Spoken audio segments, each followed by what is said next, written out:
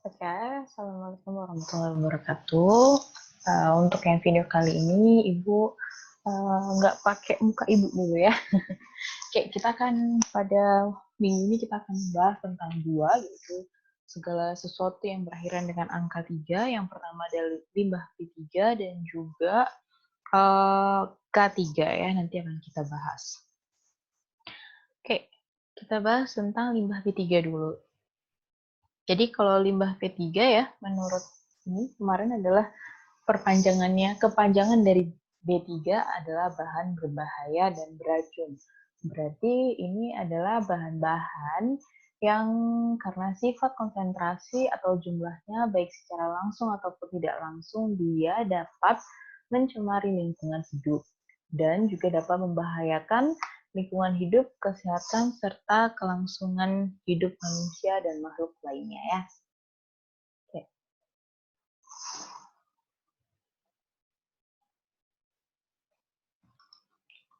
Kemudian karakteristik limbah B3 itu biasanya akan ada label-label seperti ini ya. Kalau ini kalian pasti juga pernah sering lihat bahwa yang beberapa mungkin ada yang kalian nggak paham itu, misalkan yang ini itu berarti adalah tandanya jika tidak beracun dan juga bukan gas yang gampang terbakar atau flammable gas ya. Kalau ini berarti dia flammable solid, berarti dia bentuk padatan yang gampang untuk terbakar ya. Kemudian ini spontaneously combustible, berarti dia secara spontan dia bisa terbakar. Kemudian jika ini adalah dia berbahaya tapi karena ada gambar birunya ya, pada saat dia basah. Nah, kalau yang ada O ini berarti dia oxidizer.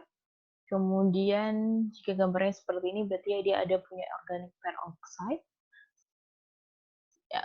Kemudian kalau gambarnya seperti ini, labelnya seperti ini adalah miscellaneous dangerous substance ya. Oke. Nah, jadi kemudian ada beberapa yang kalian mungkin sudah paham. Ayo kita main tebak-tebakan. Yang ini apa? Ini adalah untuk yang eksplosif ya. Kemudian yang ini hampir sama bentuknya. Ini adalah flammable, gampang terbakar ya. Ini untuk yang liquid, ini untuk yang gas. Sebenarnya kayaknya nggak ada bedanya ya. Kemudian yang ini dengan yang ini, jelas kalau ada tanda seperti ini dia pasti, di sini ada tulisannya juga, berarti dia poisonous. Ya, kemudian kalau ini kalian tahu di sini adalah untuk misalkan kalau kalian ada yang nonton kayak Angel dan Demon itu atau yang terakhir itu yang mana ya? Bukunya Dan Brown itu ya, di sini ada ini biasanya biohazard ya, infectious. Biasanya kan ada kayak gini karena dia infectious. Kemudian yang ini pasti jelas dia radioaktif dan ini yang sering kalian lihat di lab kalian pasti ini karena dia korosif. Oke, tujuan mengkarakterisasi limbah B3 itu apa kalau menurut kalian? Jadi kalau kita mau mengkarakterisasi limbah B3 itu karena kita untuk dapat memilih metode yang sesuai ya. Untuk menentukan simbol dan label yang akan digunakan dalam pengemasan dan penyimpanan. Jadi kalau misalnya kita punya limbah B3, kita harus mengemasnya dengan baik, dikasih simbol dan label biar tahu apa metode yang sesuai.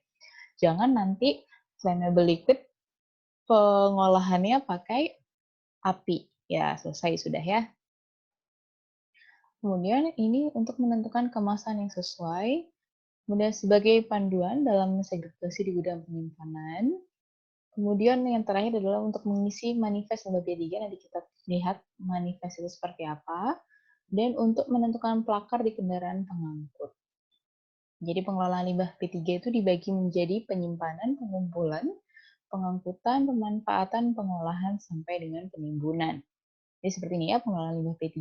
Yang pertama adalah kita mempackaging. Mempackaging berarti maksudnya ditaruh di tempat-tempat yang sesuai. Kemudian di label, seperti yang tadi bilang bahwa kita harus melabeling limbah-limbah B3 itu ya sesuai dengan karakteristiknya. Kemudian kita harus memilih storage yang bagus, kita boleh pakai drum apa, jenis apa, itu juga harus dipikirkan. Kemudian setelah ini di-package, di-labeling, di-collect, dikumpulkan. Jadi dia pengumpulannya ini juga nggak main-main ya. Ibu juga dulu pernah di Taiwan, pernah berurusan dengan ini, bahwa ini harus dari orang dari departemen pemerintahan ini kalau di Taiwan itu yang boleh ini ya, boleh mengangkut atau orang-orang yang sudah terdaftar. Kemudian dia ditransport.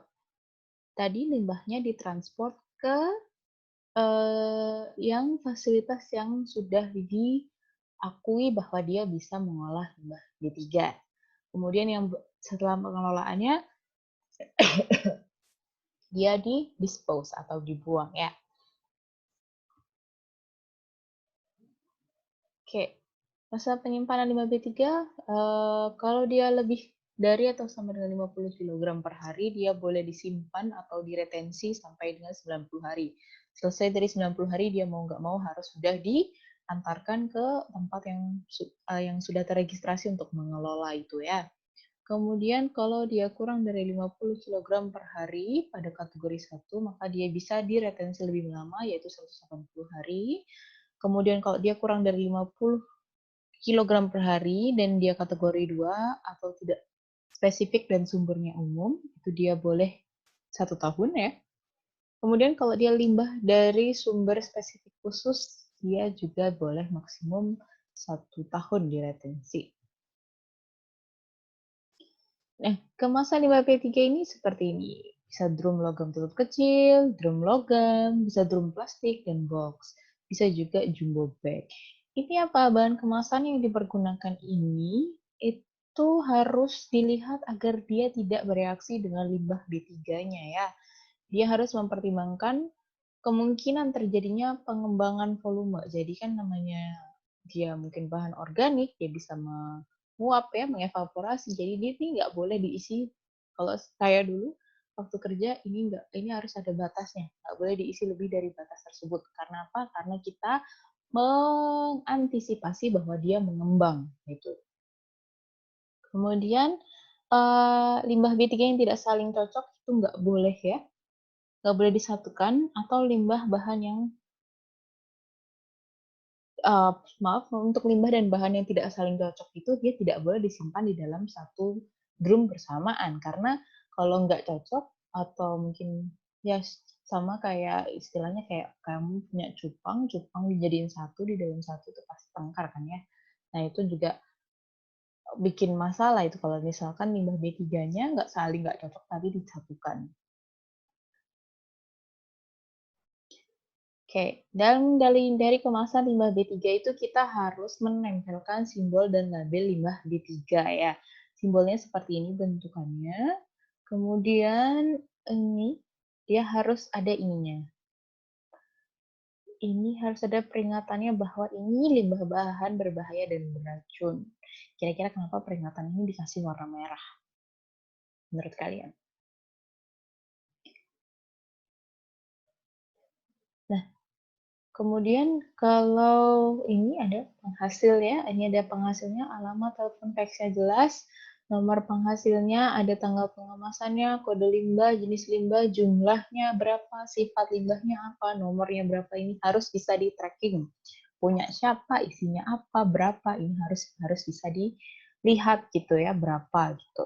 Ini diletakkan pada wadah dan juga alat angkut. Dan juga ada di tempat penyimpanan limbah B3 biar orang tuh paham kalau yang di sini tuh limbah B3 nggak boleh di sembarang untuk diolah atau diangkut dipindahkan sesuka dia, nggak boleh ya, karena ini ya kemasan limbah B3 ini ya seperti ini ya, misalnya kalau dalam drum berarti ini harus ditempelkan di tempat yang bisa dapat kelihatan seperti ini, kemudian dia harus ditempelkan bahwa sifatnya apa ya. Ya, kalau begini berarti dia kalau ada dua ini berarti dia merupakan limbah campuran. Oke, ini juga kelihatan ya, sudah ada kalau di jumbo bag. Oke, kalau limbah khusus untuk infectious seperti jarum, pisau bedah, alat suntik, itu, eee, sisa preparat, kultur bakteri itu harus dikemas dengan kemasan yang keras, tahan pecah, tahan tusuk, anti bocor, dan kedap air. Jadi siapa yang suka buang jarum sembarangan itu harus hati-hati ya.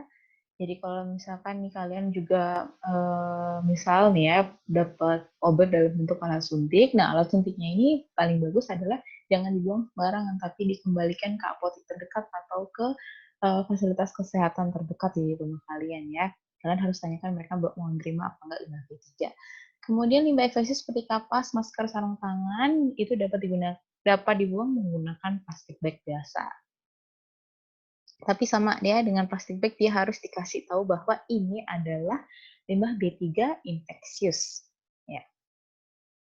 Jadi kalau masker yang kalian pakai selama COVID ini gimana harusnya? Menurut kalian?